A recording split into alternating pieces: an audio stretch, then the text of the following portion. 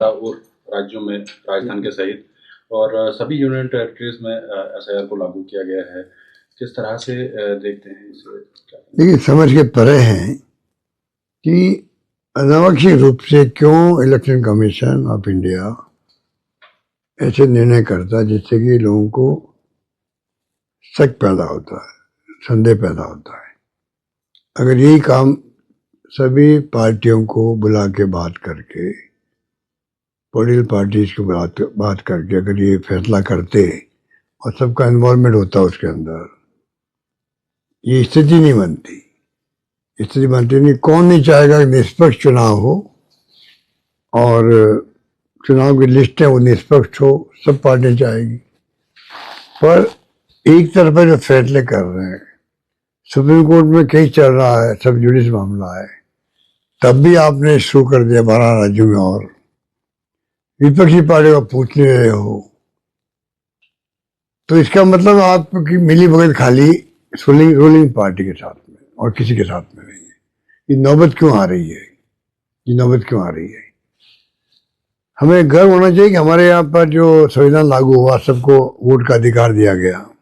हर देश का नागरिक चाहेगा कि मेरा अधिकार सुरक्षित रहे। अमेरिका, इंग्लैंड जैसे मुल्कों के अंदर भी 100 साल ज्यादा लगे वहां पर महिलाओं को, और जो वहां के जो अलग अलग वर्ग के लोग हैं, काले गोरे जो भी हैं, उनको वोट का अधिकार मिलने में 100 साल लग गए। हमारे यहाँ दलितों को, पिछड़ों को, आदिवासियों को, महिलाओं को जिस दिन संविधान लागू हुआ उसी दिन सबको समान रूप से अधिकार मिल गया। इतना प्रोग्रेसिव संविधान हमारे देश का है, जिसका लोग पूरी दुनिया मानती है। उस मुल्क के अंदर आप इस प्रकार की हरकतें कर रहे हो, इससे लोगों को शक पैदा हो रहा है, अनावश्यक लोगों में आक्रोश पैदा हो रहा है और लोगों की तरह डाउट करने लग जाते हैं। देखिए, जरूरत नहीं थी। इसका इम्पैक्ट क्या देखते हैं सर, लागू होने के बाद इसका इम्पैक्ट क्या? अब देखिए, तो समय बताएगा क्या स्थिति बनती है। अभी तो ये प्रक्रिया शुरू हो रही है, किस प्रकार प्रक्रिया शुरू हो, क्योंकि मैंने आपको कहा ना, प्रक्रिया के पहले ही बात कर लेते आप तमाम बड़े पार्टी से, तो ये नौबत ही नहीं आती। पर 20 साल पहले हुआ था ये।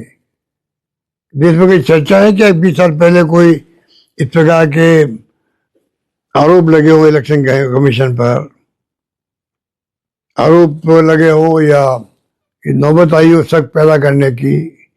साइलेंटली हो गया उस वक्त में। तो एफआईआर पहले भी हुआ है, 20 साल पहले हुआ था, कोई किसी को ऑब्जेक्शन हुआ ही नहीं।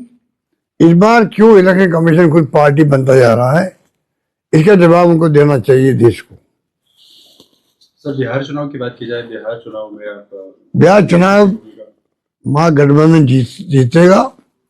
परसों से राहुल गांधी जी की और तेजस्वी जी की कंबाइंड सभाएं शुरू हो रही हैं 29 तारीख से, और माहौल जो है हमारे पक्ष में है।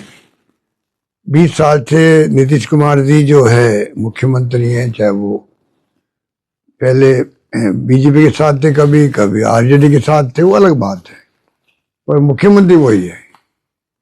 और लोग बहुत दुखी है वहां पर, युवा दुखी है, कोई रोजगार नहीं वहां पर, कभी पुल गिर जाता है, कभी कुछ हो जाता है, आप देखते हम सुनते रहते हैं, तो कई आरोप लगते हैं वहां। तो ये मैं कहना चाहूंगा कि जो ऐसी स्थिति में चुनाव जब इस बार प्रारंभ हो गए, तब से ही माहौल पक्ष में महागठबंधन के और सरकार बनेगी। Thank you. देखिए